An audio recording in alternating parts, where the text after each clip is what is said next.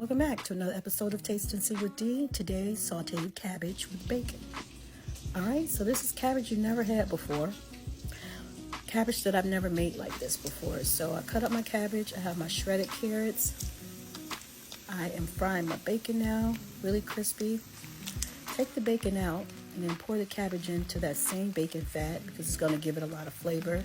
And then add your carrots. I use black peppercorn instead of just plain black pepper, and a little bit of salt because most of the salty flavor is going to come from the bacon that we already fried up.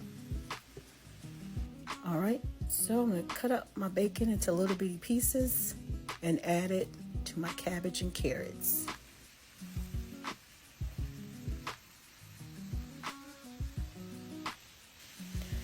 Mix it all together, let it cook down for about 10 minutes.